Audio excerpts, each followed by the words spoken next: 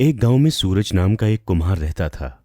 वो बहुत ही मेहनत करता था और दिन भर मिट्टी के बर्तन बनाता था। उन्हें बेचकर पैसे कमाता और गुजारा करता था।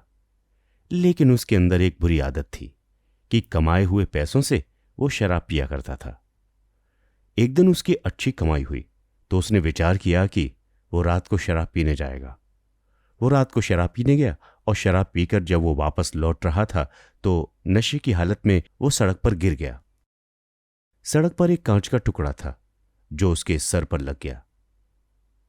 कांच की वजह से कुम्हार के सर पर गहरी चोट आ गई। उसके माथे से खून निकल रहा था। इसी हालत में वो घर गया और जाकर सो गया। सुबह होते ही जब उसका नशा उतरा तो उसे अपने सर में बहुत तेज दर्द हुआ। ऐसे में वो तुरंत एक वैद्य के पास गया। वैद्य ने उसकी चोट पर मरहम पट्टी की और उससे कहा, मैंने तुम्हारा इलाज कर दिया है, लेकिन तुम्हारा ये घाव बहुत गहरा है। इसे ठीक होने में वक्त लगेगा। जब ये ठीक हो जाएगा तो इसका निशान तुम्हारे सर पर हमेशा के लिए रह जाएगा। उसके बाद वो अपने घर चला गया। कुछ महीनों बाद उस गांव पर अकाल पड़ा।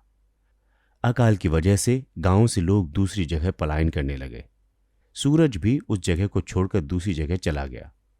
काम की तलाश में वो राजा के दरबार में गया। राजा ने उसे देखकर सोचा कि इस व्यक्ति के सर पर गहरा निशान है। लगता है कि ये कोई माहिर और पराक्रमी योद्धा है जिसे युद्ध के दौरान सर पर चोट लगी है। ये सोचकर राजा ने सूरज को अपने राजमहल में अच्छा काम दिया। उसे एक ऊंचे पद पर काम मिला। अब सूरज अपना काम बखूबी करने लगा था और राजा भी उस पर नजर रखा करते थे। सूरज को ऊंचे पद पे काम करता देख राजकुमार, मंत्री और अन्य लोग उससे जलने लगे थे। वो किसी ना किसी तरह से उसे वहां से हटाना चाहते थे। एक दिन दुश्मनों ने उस राज्य पर हमला कर दिया। राजा ने अपनी सेना को तैयार किया और वो अपने सूरज को भी ले गए। एक साथ जा रहे थे। सूरज से पूछा, तुम्हारे सिर पर यह चोट किस युद्ध के दौरान लगी थी?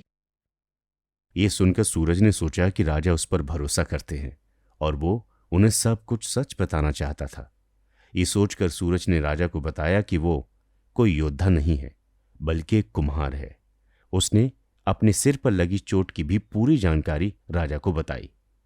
ये जो निशान आप मेरे सिर पे देख रहे हैं, ये निशान मुझे युद्ध में नहीं बल्कि जब मैं नशे की हालत में एक बार घर वापस लौट रहा था तो गिरने के बाद मेरे सिर में कांच के टुकड़े के घुसने से लगी थी। ये चोट का निशान वही है। ये सब बातें सुनकर राजा क्रोधित हो गए और उससे बोले, मैंने तुम्हें एक योद्धा समझकर अपने यहां काम दिया था, लेकिन तुमने मुझे धोखे में रखा। मैं चाहता हूं कि तुम अभी के अभी यहां से निकल जाओ और यहां कभी मत आना। मुझे माफ करना महाराज, लेकिन मैं आपके लिए युद्ध में जान भी दे सकता हूं, सूरज ने राजा से कहा। यह सुनकर राजा ने उससे कहा, नहीं, तुम एक योद्धा नहीं हो और ना ही तुम योद्धा के कुल से हो, इसलिए तुम लड़ाई नहीं कर सकते। समय रहते यहां से चले जाओ, नहीं तो अगर राजकुमार को तुम्हारा सच पता चला तो तुम्हें मरवा देंगे। राजा की ये सब बातें सुनकर सूरज वहां से चला गया। इस कहानी से हमें क्या पता चलता है कि हमारा राज कभी ना कभी लोगों के सामने आ ही जाता है। इसलिए चीजों को छुपाने की जगह बताकर चलना चाहिए। आपको ये कहानी कैसी लगी हमें जरूर बताएं। आपकी प्रतिक्रिया हमारा मनोबल बढ़ाती है। कमेंट सेक्शन में आप अपनी राय दे सकते हैं। अगर आपको ये कहानी पसंद आई है तो इसे लाइक कीजिए।